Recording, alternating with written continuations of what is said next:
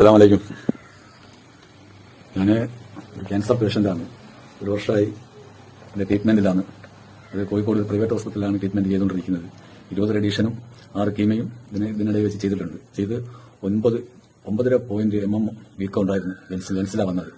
അപ്പോൾ ഈ 6 കീമയും 20 റേഡിയേഷനും ചെയ്തിട്ട് 5.5 mm എനിക്ക് മാറി കിട്ടി. തൊട്ട് 4 mm അവിടെ തന്നെ ഉണ്ടായിരുന്നു.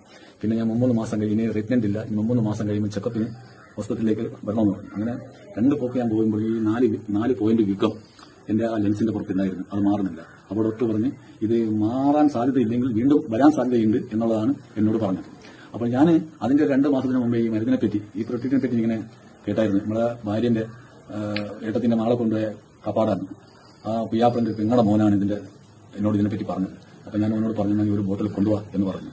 അപ്പൊ കഴിഞ്ഞ മാർച്ച് 8-ാം തീയതിയാണ് എന്റെ ട്രീറ്റ്മെന്റ് ചെക്കപ്പ് ചെയ്യേണ്ടത്. ചെക്കപ്പിന് പോകേണ്ട ഡേറ്റ്. അപ്പോൾ മാർച്ച് 13-നാണ് എന്റെ മോന്റെ കല്യാണം. കല്യാണത്തിനൊന്നും ഞാൻ കിടപ്പത്തിനായിരുന്നു. കല്യാണത്തിനൊന്നും കൂടാനുള്ള ഒരു സാഹചര്യം എനിക്കില്ലായി വന്നതായിരുന്നു. അപ്പൊ ഫെബ്രുവരി 8-നാണ് കല്യാണം. അതിന്റെ 8-നാണ് എനിക്ക് ഹോസ്പിറ്റലിൽ പോകേണ്ടത്. മാർച്ച് 8-നാണ് എനിക്ക് ഹോസ്പിറ്റലിൽ പോകേണ്ടത്. അതിന്റെ ഈ മരുന്ന് അതിന്റെ 2 ആഴ്ച മുമ്പ് ഈ മരുന്ന് ഞാൻ കഴിക്കലുണ്ടായിരുന്നു. ഈ മരുന്ന് കഴിച്ചിട്ടാണ് ഞാൻ ഹോസ്പിറ്റലിലേക്ക് പോയി. ഹോസ്പിറ്റലിൽ ചെന്ന് ചെക്കപ്പ് കഴിഞ്ഞപ്പോഴത്തേക്ക് ഈ 4 mm മാറി. ഡോക്ടർ പറഞ്ഞു ഇപ്പോൾ വളരെ നോർമലാണ്, ഇനി കുഴപ്പമൊന്നുമില്ല. ഇപ്പോഴും ഞാൻ ഈ മരുന്ന് 3 മാസമായി തുടരെ കഴിച്ചുകൊണ്ടിരിക്കുകയാണ്. എനിക്ക് ഈ മരുന്ന് കൊണ്ട് വളരെ ഗുണമാണ്. എന്റെ ശരീരത്തിൽ എനർജി ഉണ്ട്, രോഗങ്ങൾ മാറി കിട്ടി. പിന്നെ ഇനി ഞാനിത് പറഞ്ഞതിന്റെ പേരിൽ ഏത് രോഗികളും ഇതേപോലെ ക്യാൻസർ പേഷ്യന്റോ മറ്റു ഏത് രോഗത്തിനും പറ്റിയൊരു മരുന്നാണ്. ഈ മരുന്ന് കഴിച്ച് എനിക്ക് വന്നൊരു ഗുണത്തിനെ പറ്റിയാണ് ഞാനിപ്പോൾ പറഞ്ഞിരിക്കുന്നത്. എന്റെ ശരീരത്തിന് അത്രയും എനർജി ഇപ്പം എനിക്ക് ഈ മരുന്നിൽ നിന്ന് എനിക്ക് കിട്ടിയിട്ടുണ്ട്, ലഭിച്ചിട്ടുണ്ട്. ഇനി ഞാൻ ഇപ്പോൾ പൂർണ്ണ ആരോഗ്യവാനാണ്. ഇതുകൊണ്ട് എനിക്കിത് കഴിച്ചതിന്റെ പേരിൽ ഇങ്ങനെ ഒരു മാറ്റം വന്ന് ഇനിയുള്ള ഏത് രോഗികളും ഇത് കഴിക്കുക, ഇത് വാങ്ങുക, ഒന്നുകൊണ്ടും പേടിക്കേണ്ട. ഇത് നല്ലൊരു പ്രൊട്ടക്ഷൻ മരുന്നാണ്. ഈ മരുന്ന് കഴിക്കുന്നത്. അപ്പോ ഇതാണ് സംഗതി.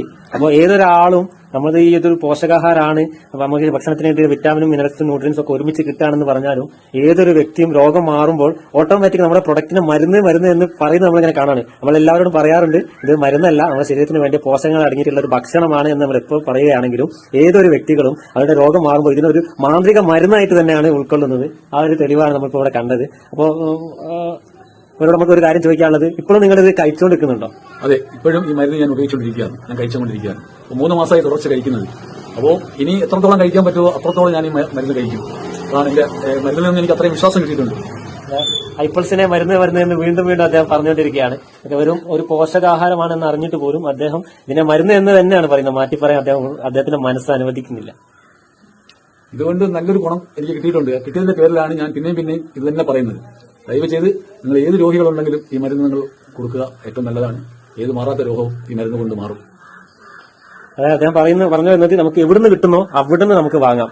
ആരെടുത്തുനിന്ന് കിട്ടുന്നോ ആരെടുത്തുനിന്ന് ധൈര്യമായിട്ട് വാങ്ങി കഴിക്കാം. നമ്മുടെ ശരീരത്തിൽ ഏറ്റവും നല്ല ഒരു പ്രൊഡക്റ്റ് തന്നെയാണെന്നാണ് അദ്ദേഹം പറയുന്നത്. അപ്പോൾ മറക്കണ്ട. എല്ലാവർക്കും നല്ലൊരു ദിനം നേരുന്നു. എല്ലാവർക്കും നന്മ ഉണ്ടാകട്ടെ എന്ന് പ്രാർത്ഥിക്കുന്നു. നന്ദി, നമസ്കാരം.